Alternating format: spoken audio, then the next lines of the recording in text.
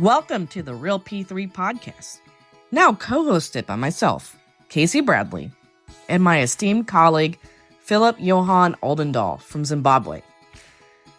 As we reintroduce the global agribusiness dimension to the RealP3, we aim to connect you with extraordinary individuals who inspire us to become unstoppable in both life and business. While I continue to shed light on the latest in animal nutrition and health, focusing on the U.S. perspective, Johan will open the doors to his vast global network as a Neufeld scholar. Embark with us on this enriched journey of discovery and practical insights. Our expanded view will navigate through the intricate world of agribusiness, powered by the collaborative efforts of Animistic and Swine Nutrition Management.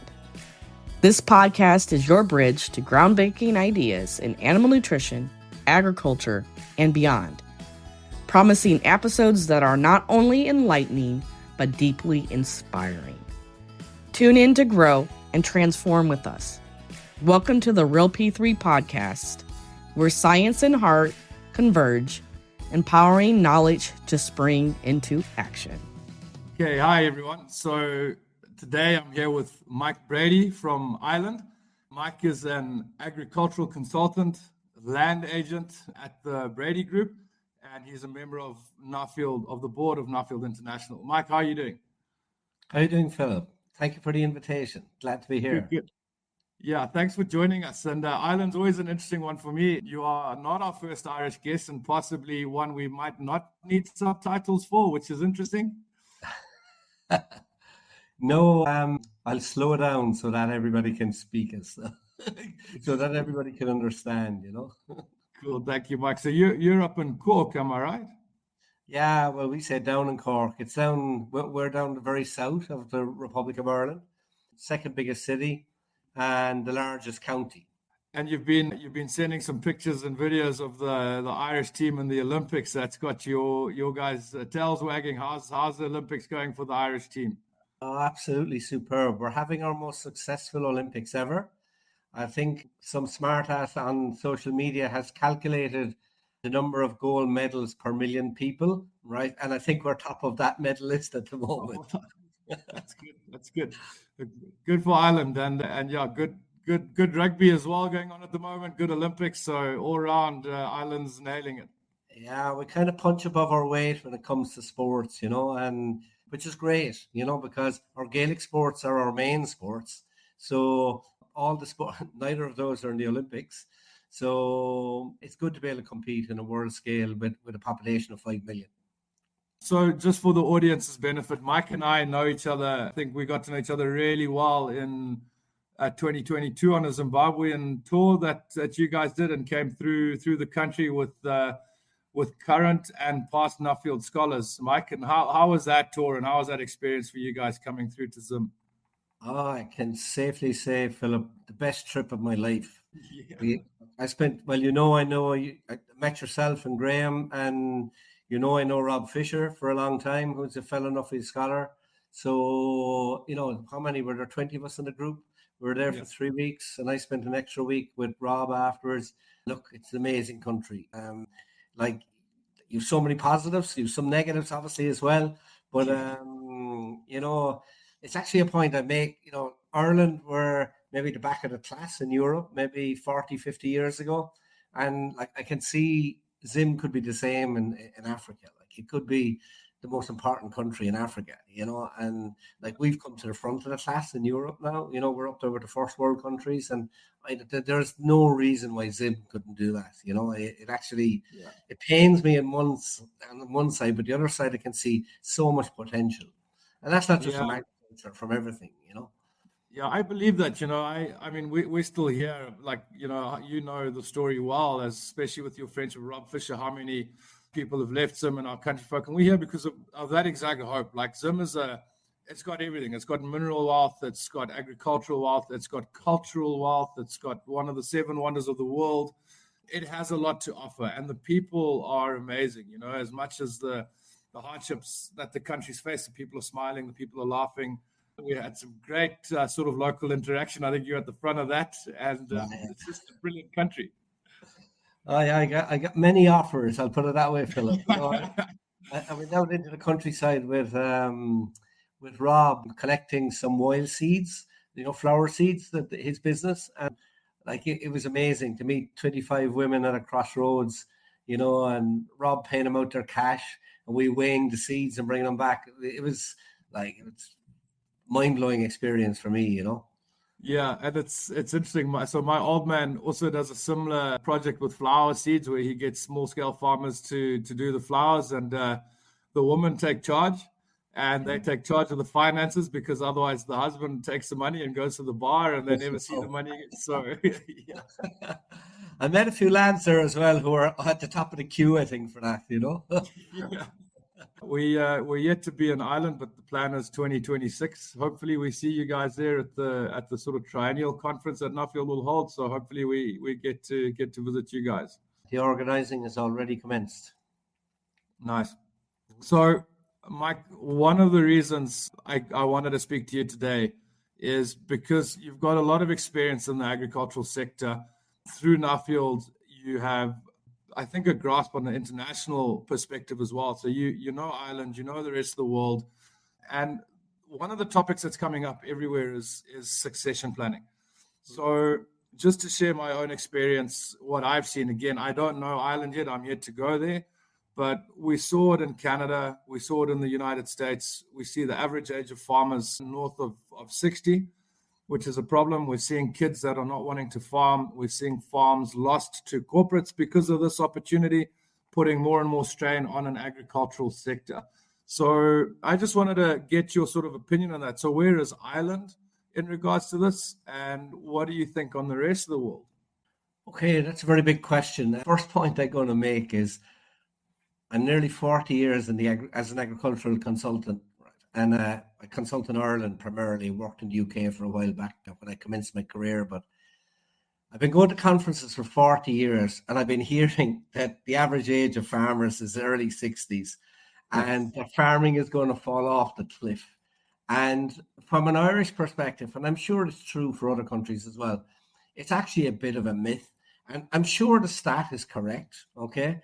But obviously, they're dying off and being replaced by other guys, right? But by other guys. Exactly. But from an Irish perspective, that figure is very false. Because, and I'll give you the reason, and I'll drill into Ireland then from a succession point of view. In Ireland, say a very typical time for succession to occur is when the owner or the parents reach what's called pension age. They get a state pension at 66 years of age. There's also a tax incentive to transfer a farm to a young farmer before their 35th birthday. Okay. So what you find on farms, to go back to the age thing, right? It might be the 29-year-old, 30-year-old, 31-year-old is actually in charge of the farm. He just doesn't own it. Because his name isn't on the farm doesn't mean that he's not the one running it, I always find, from my experience, you take a sales representative going onto a farm, the guy that wants to get paid for the feed or the fertilizer or whatever, right? The person he goes to is the person that runs that farm, and that's the person that manages the checkbook, So very often I think that, that 27 to 35-year-old, they're actually in charge. But on paper, the parents are still in charge. That's a fact for Ireland anyway. And I'm sure it's true in other countries as well, Yeah. But the succession in Ireland, right? Succession in Ireland is easier than other countries. And I'll tell you why. I suppose a lot of it's to do with our history, okay? In that security of tenure in respect of land is very strong. There's a strong attachment to land. And I suppose it's kind of worldwide known, we were occupied by the Brits for 800 years, which they had landlords that owned it large. I think I read something recently that pre the famine, we had a great potato famine in 1845, which you may have heard of. I think it's in the mid 1800s anyway. And I think there were 5,000 landowners in the country back then, which were landlords that were renting out the land to tenants. All of that changed. And we got independence in 1916, so just over 100 years. And all the land was redistributed through what's called a land commission. and the holdings were a little small, not as small now as I've seen I've seen this done in Romania after communism. We've seen it done in Zim, right? Where, the majority got very small plots of land, which Like are 1 or 2 hectares. useless. Like, so our average size is 33 hectares, I think now, which is not very big. It's not sustainable, surely. Well, we've about 100,000 farms. We've 140,000 claiming EU payments, but there's probably about 100,000 commercial farms. Half of those are part-time. So, and the other half then are full-time. Okay. So you could say half our farmers are viable full-time family farms. And like you said, that's a very small farm to be viable on, but that's it. That's not far off 100 acres. Dairy farming is the most profitable enterprise of the main enterprises.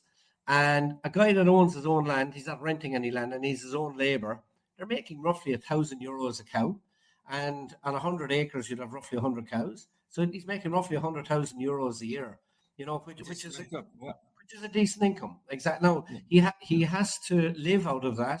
That's like his gross salary is to live out of it, pay his tax, pay back his loans, and replace his equipment out of that, But they work hard, but it is viable. And like, I'm not a great fan of the term a family farm, because in my opinion, every farm is a business, whether it is a corporation or whether it is a family farm, it's still a business, You still got to add up. You still got to do your business plans and have your goals and know where you're going.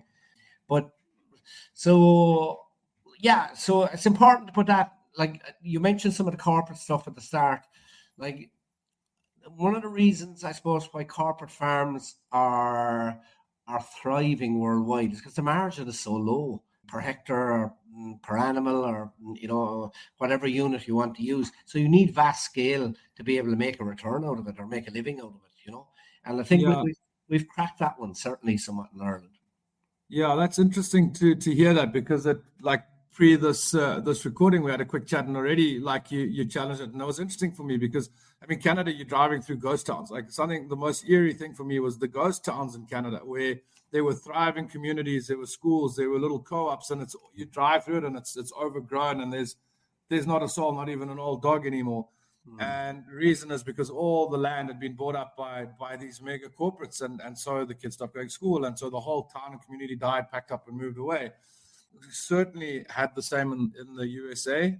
So it was really interesting from your perspective that you guys, you're front running on the Olympics, and it looks like you're getting this one taped as well. Yeah, well, it's difficult because, see, all right, when the land was redistributed, and say we've ended up with average holdings of around 80-something acres or 33 hectares, the government recognised with dairy farming about 10 or 12 years ago that the holdings are a bit small.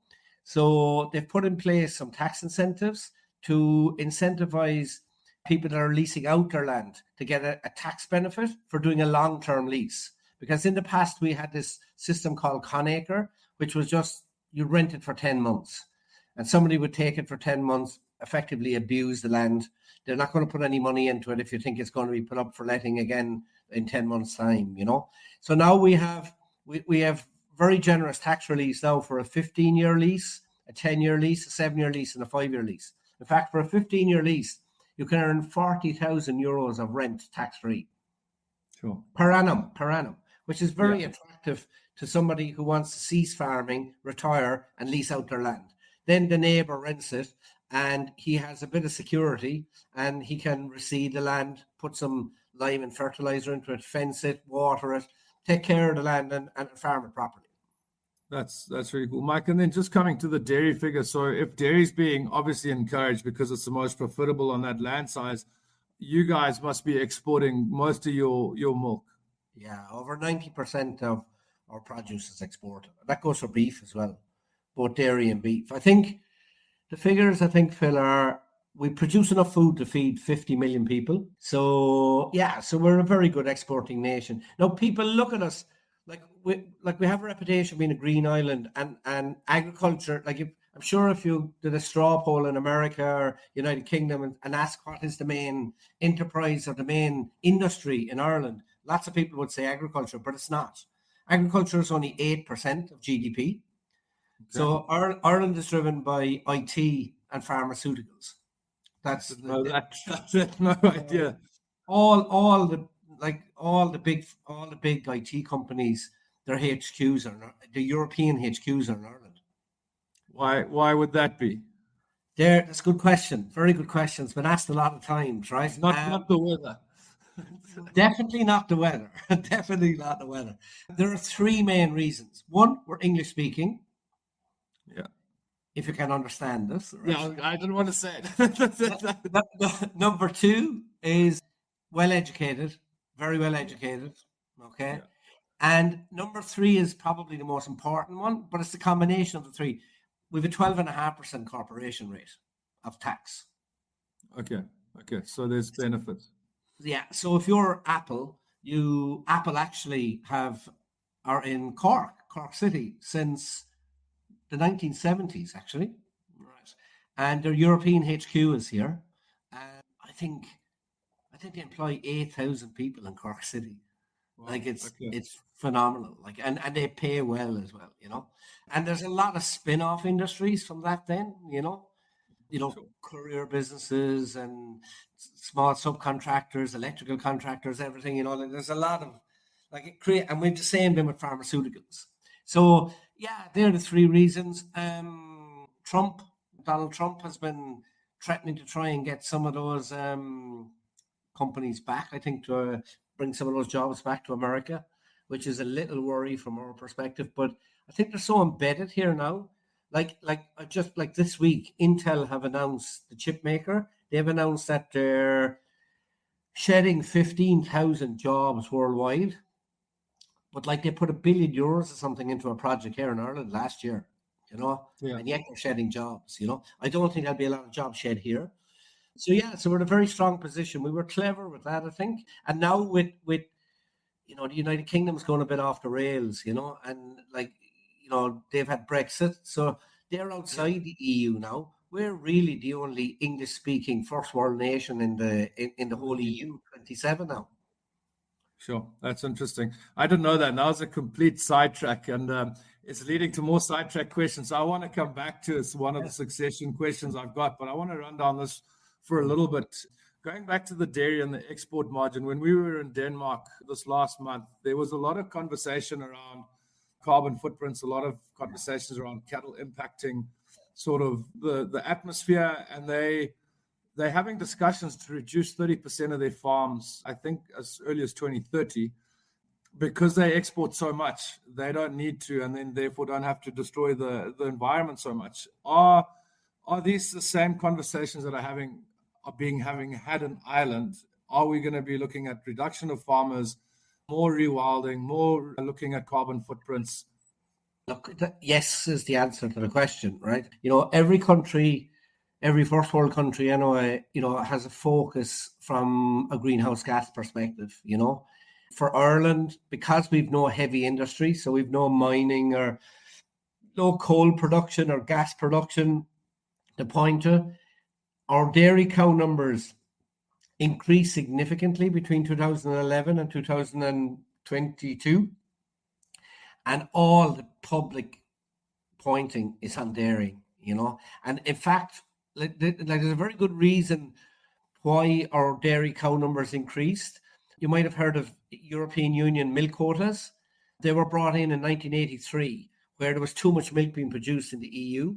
So the European Union brought in milk quotas. So whatever amount of milk you produced and sold in 1983, that became your quota. You couldn't sell any more milk than that, unless you could lease and buy some quota, but the country had a limit. So in Ireland, we've a climatic advantage of producing milk from grass, and we were prevented using that climatic benefit for over 30 years. And in 2007, the EU announced the milk quotas were going to go in 2015. And if you remember, we had a big property boom actually in the early noughties, and then everything crashed in 2008. The Lehman's crash, and we were in recession immediately, but our government are pretty nimble, and they sat down and they said, right, the EU have announced the milk quotas are going. We have a climatic advantage here with dairying. Let's help the dairy industry develop over the next number of years. And they put a plan in place in 2011 called Food Harvest 2020, where there was a national plan to increase milk production by 50%. And we blew it out of the water in 2018. Nice. But it has stopped now. Now, just one interesting point on it, to back your point about the environment. We actually have the same amount of ruminant livestock in the country today as we had in 1983. So that's just efficiencies going up. No, cow numbers, dairy cow numbers have gone up, and suckler cow numbers have fallen. Beef cow numbers have fallen. Okay. And they're probably linked. And the actual complete opposite happened when milk quotas were brought in 1983. Cow numbers fell from 1983 to 2011, dairy cow numbers, and suckler cow numbers increased. And so it's gone the opposite way now again. So, like, I don't know how much into the greenhouse gas thing you are, but you've probably heard of this GWP stars that they call it. You know, it's the warming effect of methane. Like, they take it that if you don't increase ruminant stock numbers, in 12 years' time, it's just going around in a cycle. It's not contributing to warming anymore. So, like, if you take that argument from an Irish ruminant livestock point of view, we're not contributing to warming at all, because we have the same number of ruminant livestock that we had in 1983.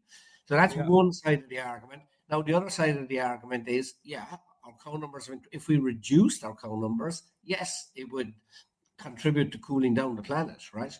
But our argument is that we're producing milk at a lower carbon footprint than anywhere else on the planet. New Zealand will compete with us, obviously, in the Southern Hemisphere. So if we don't produce the milk, the Americans will produce it at a higher carbon footprint, which warms up the planet more.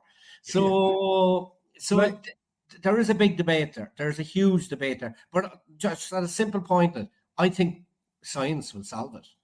Yeah, I think so. And like, I just think the conversation's mad. And this is just from a little third world perspective. We've got a world to feed. And when you start talking about taking farmers back or reducing this, reducing that, it's like, it's almost want to say it's like a first world problem, which is ignorant of what's going on. Yes, third world needs to come to the table. Yes, we need to start learning how to feed ourselves here. But at the same time, that's not happening. Will it happen because of the political sort of governance in these countries? And we're hurting mouths, we're hurting bellies. And it's just a crazy conversation. And France was a really good example because they were 100% self-sufficient on their beef.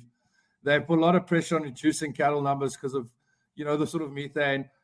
The beef consumption in France has gone up, but they are now only 60%, sufficient on creating on producing their own beef. So someone somewhere else in the world is now producing the beef that's coming to France. So it's being produced in Brazil. That's where it's being produced. 100%. So you've put pressure on your farmers. God knows what strain they've been under for you to get those numbers reduced, et cetera, thinking you're doing something for the environment. You're hurting your farmers, but the people of France, the beef consumption is going up. Well, you can take the polarized version, and to put it crudely, do we want to starve or burn on the planet? Which do we want first? That's the polarized view of it. But I'm a firm believer, particularly our dairy farmers. I know they're bright, they're educated, they understand. Like, they don't want the planet to burn either. So we want to produce milk and do it in a environmentally friendly manner. And we've a very good industry here where our agricultural industry is very well joined up, right from farmer to advisors to research to government to marketing the product, and to the consumer. There's a really well joined up chain there. And I firmly have the opinion when we will be in 2050 looking back at which industries did their bit to save the planet, agriculture will be top of the class. Stay with us. We'll be right back. Natural OMRI listed clay additives are revolutionizing how we look at biotoxin, moisture, and bacterial mitigation. The industry is shifting towards new, non-pharmaceutical solutions to these age-old challenges. Profile Products specializes in natural solutions to support environmental and digestive health that promote growth and performance. Visit profileanimalhealth.com to learn more. Expert support and global distribution. profileanimalhealth.com. Well, everyone's working hard. I can tell you from this global focus program I've just been on, everyone, except the Americans, are having the conversation. And I'll give them credit as well. We asked a question in Fresno, and they said, well, we've just turned a desert into an agricultural powerhouse. Like, why do we need to be talking about carbon footprints? So they had I suppose, seemed like a good argument. But I agree. I think farmers everywhere, even here in Zim, are talking about regen and carbon footprints and carbon sequestration, and everyone's having the conversations. The guys are doing the work. Look, it's gone beyond the conversation here. The research is happening and the measures are coming into farming. And that's one, the common agricultural policies and the subsidies that are paid are often criticized, but a really good positive is, if you talk to any Irish farmer, the last thing he wants to do is lose any of his payments. Okay. So if you ask him to plant 10 trees a year so that he can keep his payments, he'll plant the bloody trees, It's kind of a stick approach, but there's a carrot and a stick approach, right? And we're using the cap, and the EU are using the cap monies to, the cap money went in your back pocket 20 years ago, but now you have to work to get it. And the measures you carry out are good for the planet, and they're good for farming too. Social media, one of the big negatives of social media is that it pits people against each other, and you have environmentalists on one side of the bell curve, and you have agriculturists at the other side of the bell curve. The reality is the majority of people in the middle don't really care, So the people on the ground, environmentalists and farmers, have got to work together, to me, to get the best bang for buck on carbon sequestration and reducing greenhouse gases. And it's certainly going to happen in our country, and I can definitely see it happening in first world countries. Whether it happens in other countries, I don't know. You've got a question like China, India, and Asia. Is it even being talked about? That's the question. Yeah, interesting. So that was a complete diversion from the topic, and it's a great conversation to have. I'm glad we went down that road. But Mike, I wanted to come back to on the succession planning thing. I know something that people have been struggling with is, how is it approached when you're a younger adult or you're a younger kid? You feel that you need to be able to speak to your parents now, or how do I have that conversation where I don't want to make the folks look bad. I don't want them to feel old, but I'm ready now to take over this farm, and I want to go. I want to grab the reins and run with it. Is there a push-pull effect, and how is that approached? That's interesting. It's not a problem in Ireland, and the reason why it's not a problem in Ireland, because there are three taxes when you take over a farm: there's stamp duty, capital gains tax, and capital acquisitions tax. But the latter two are not really a problem in general. The first one, stamp duty, is, but there's an exemption from stamp duty if you transfer a farm to your son or daughter before their 35th birthday. Yeah. So to give it a practical example, in my office, I could have the son or daughter, usually the son or daughter will ring up and say, I'm 35 next month. My parents have done nothing. Would you talk to them? Right. Okay. So one of the approaches is phoning Brady and saying, Well, through the ag advisor, it could be whoever the advisor is for the farm is the obvious person to have the conversation. That's the answer to your question, really. He's the obvious person to talk to, and that could come from the beneficiary, or it could come from the donor. It can come from the parents and the kids. I find I get all aspects. Sometimes you get the kid comes in, the parents come in separately, other family and the other siblings have nothing to do with it, the other children. Some cases the whole bloody family comes in, and it's having the conversation that's from the farm point of view is not an issue really in Ireland, right? It's assumed that if you're at home full time, and as a son or a daughter, you've got your qualifications, you've gone away and got your experience, you're working with your mum or dad, they're heading to the pension age of 66. It's taken as read that the farm is going to be transferred. Maybe not all of it, but a certain amount, the majority of it is usually done. So, but interestingly, I was out with a client last week, and he's milking about 200 cows, and they have a big cheese business, but his mum runs a cheese business, and she's in her early 70s, and she's like Margaret Thatcher, right? She's the Iron Woman, right? Nice. And her son is in his early 50s. And we actually had the conversation of the question that you just asked. How are we going to get her to... The son went out of the cheese business about 15 years ago and just concentrated on the farm because he got married, had kids, concentrated on milking the cows and doing that. He upped the cow numbers. And I've been working with him on that. I've had absolutely nothing to do with the cheese business. And he's now at the stage, if I don't get the cheese business now, there'll be no cheese business there in 10 or 12 years' time, like, you know. Yeah. And they have a good brand and everything. And so we actually sat down and discussed how we would broach that subject. How would you talk to shame? Yeah. Yeah, but so that's individual, I think, to every family, you know. But I think it's find a trusted advisor. To me, would be, and I know maybe I'm biased saying that from my point of view, but somebody like me has nothing to gain in a succession talk. The satisfaction, yeah, fair enough. I'm going to get paid for my time in it. But the real satisfaction for me is that family, you know, 2 years, 3 years, 5 years, 10 years, 20 years down the road. You meet them at a wedding or a funeral or something like that. And they say to you, you know, thank you. You know, what you did, the advice you gave us was very solid. I actually have one small story on that. About, it was 15 years ago. This farmer, he wanted both his sons to go dairy farming, and milk quotas were still there at the time. And I remember saying to him, Pat, this isn't going to happen. Like, you know, there's only one of them will be going farming here. But anyway, he insisted on having a meeting with himself, his wife, and 2 sons. There were daughters there as well, but they weren't involved. And the second son he's a real go-getter. The man was ambitious.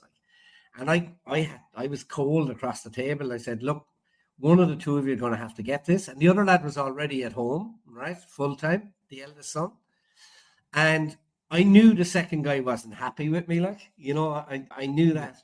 He went away off farm and developed, actually, in renewable energy, actually, is his business now. But I met him at a match about 10 or 12 years later, a Gaelic football match. And he came up to me, shook my hand. He says, how are you? And good, he says. He said, there's one thing I've been meaning to say to you for the past 10 years. He said, you saved me, he said. You got me off the farm. Yeah, exactly. Because he probably might have stayed with the brother, and that would have been a real disaster. Like, you know, there's a lot of, there's a lot of family fallouts, and we love our families too, but in close quarters, it can really be iron filing iron. And I think that's a really good take on Mike, because, you know, it's a very difficult subject to approach. A lot of us, or a lot of people, don't know how to approach. On my side of this side of 40, how do you approach a parent without being insulting? So we end up not having the conversations, and it becomes suppressive, or it pushes kids out, or you never know what that family dynamic is. So go to your advisor, ask your ag advisor. They're a really good person to come in and actually open the conversation. Like, it could be the accountant as well, even though I find it accountants don't have Wellington boots. Like, you know, they don't get out on farms that much, you know. I don't know who's listening to this. I got things I'm going to hold back with accountants. I know, like, don't get me going on accountants, but but no, like, a lot of in Ireland, certainly a lot of specialist farm accountants would be a first port of call as well. And it would be to me, it's just somebody who has an understanding of people and the business. See, probably, Phil, 8 out of 10 of them are not going to be a problem. You know, we always hear about the difficult ones. And like in Ireland here, we have specialist services. Actually, we have a Nuffield scholar. I think she trades at Succession Ireland. Like, I've recommended 1 or 2 cases that I've had onto her because they're beyond me fixing them. Like, I'm Mr. Practicality, you know. This is the tax. This is what you can make. This is the logical solution. This is what's done in, 500 other farms that I've worked on over the past fucking 10 or 12 years. Here's how you fit in. Here's option A, here's option B, here's option C. They'll work. See, if the rest of the options don't work, pick one, right? You know, that's being practiced. No, that's a bit cold and blunt said like that, but that's what it is. I understand that language better, so it is. That's exactly how it is often. Like, there's a choice, choose one. It is like that. It ends up like that, and like the people who want to question it and all that, that's great. But some people are settling. Like, I had one now of a guy. He was in his 80s, right, and he knew my mum, and I was recommended in because he wasn't handed over to the son. And now the son wasn't what we would say the sharpest tool in the shed, right? But he was still a reasonable farmer, right? And like, dad was 84 years of age, but he knew my background. He had known my mum and her brothers and sisters and things growing up and things like that. And I got talking to him anyway. And you know what it was? What was holding him back was he was let down by his dad. So he was let down. He was let down by his dad during succession. And he still held that close to his heart, and he couldn't bring himself to let the farm go to his son. So it's your personal experience in life too, like everything, eh? What defines us in our experiences, what we go through makes the man. That's really interesting, and that can have an effect. You know all about that. Yeah. Mike, this has been great. I think we could speak for ages on whatever topic we chase, but I'd love to have you back on the show. This is pretty much our time up, but thank you so much for joining us and for the advice and the stories. It was great chatting to you. Phil, pleasure.